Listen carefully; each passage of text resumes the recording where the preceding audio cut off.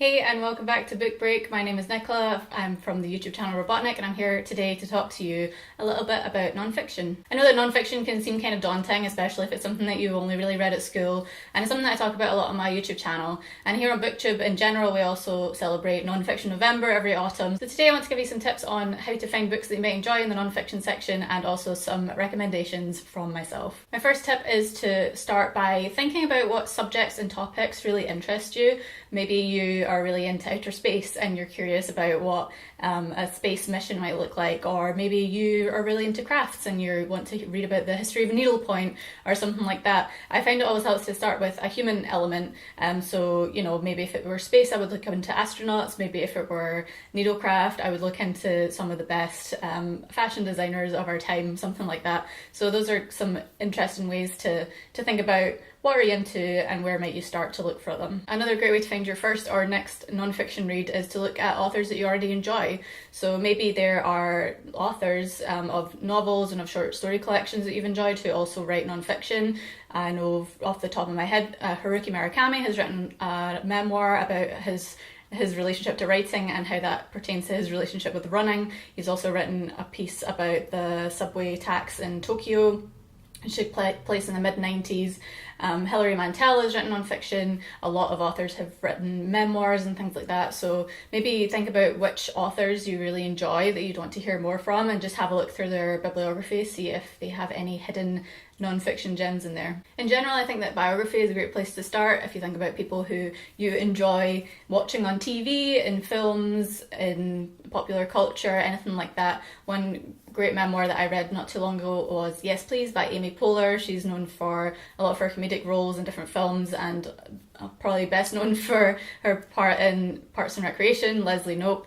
And she talks about that role, and she talks about her journey going into the comedy industry in her memoir. She also talks about different trials and tribulations of motherhood and of the industry itself, and just different things that she dealt with growing up. It's quite a feminist book as well, and I really enjoyed that one. That's a good place to start. Someone that you're familiar with, who you already know that you love, go check out their voice and see what you think of it. Another great place to start is just to look for books that are written by people who have led interesting lives. And someone who I've always been quite interested in since I've seen her around in kind of Scottish literature circles is Jackie Kay. She's currently the Scots Macker, which is kind of like our poet laureate. And she wrote a memoir called Red Dust Road. It's about her growing up in Scotland. She's mixed race and grew up with a white mother who I think died quite young, and she then went out into the world looking for her father. And this book is an exploration of what she went through and what she'd heard, how she put all the pieces together, and how she eventually met her dad. And it's just a really heartwarming story. It's something a little bit different. It's actually come out with a new cover from Pan Macmillan very recently, and I would definitely recommend it. Another great place to go is the popular science section. Whether you like science as in scientific discovery, or if you like things like psychology, social sciences, or other kind of areas of life, if you're curious about how things work, then it's a great place to start. One of my favourites is The Man Who Mistook His Wife for a Hat by Oliver Sacks. Oliver Sacks was a neurologist, and he's written several books about his different patients and different things that he encountered in his professional life. And The Man Who Mistook His Wife for a Hat is a title story of one such anecdote about a man who cannot recognise people's faces.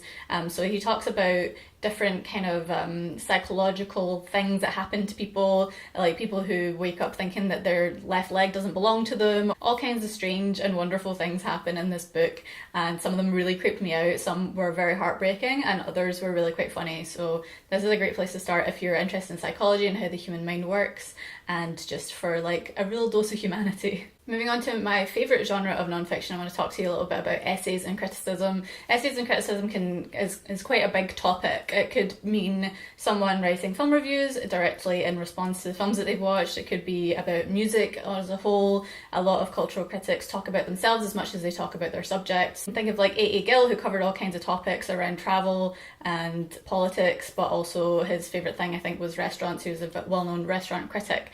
So I think a great place to start is on a similar vein with Clive James. Clive James has a book called Cultural Amnesia, which is an absolute doorstop of a book. It has all kinds of essays from different topics that he's written about. It would be a great place to kind of dip in and sample lots of different things across all different topics and culture. And he also put himself into his kind of stories and tellings of things as well. Or if you're looking for a name that might be a bit more familiar, I'm also a fan of Shrill by Lindy West. This book is kind of a cultural memoir. It deals with a lot of topics that she got embroiled in online. I was first familiar with her when I was studying film criticism, and she was mentioned a lot because she wrote for The Stranger magazine. And she wrote just hilarious film reviews. Later, she went on to do things like criticise the jokes about rape in comedy, and she got a whole load of backlash for that. She writes about that in this book, and she also kind of parlays it into a bit more of a memoir as well. So that might be another place where you might want to start. And I couldn't leave you here without recommending one of my absolute favourite authors, who is Maggie Nelson. She had a book called The Red Parts, which was about how her aunt was murdered long before Maggie Nelson's birth, but the case was reopened when Maggie Nelson was an adult, and she wrote this book about the experience of going to trial and trying to deal with the grief, but also with the ideas of violence against women. That led directly into her next book, which is called The Art of Cruelty, which is criticism about art and violent subjects. And then that kind of also led into her most recent book, which is called The Argonauts, which is a memoir and cultural criticism kind of book. It's kind of hard to describe, but it's about sexuality, it's about family, it's about motherhood, and all kinds of topics. So if you can't tell, I really enjoy stuff that kind of grabs from all different parts of our culture and a personal experience, and I think that essays and cultural criticism are great places to start with those kind of topics. I hope that gives you some ideas to get started. If you have any recommendations for non-fiction books that you've loved that you think that other Book Break watchers will enjoy, please leave one in a comment. Don't forget to check out Non-Fiction November, which will have lots more tips as well. And we'll see you next time. Happy reading.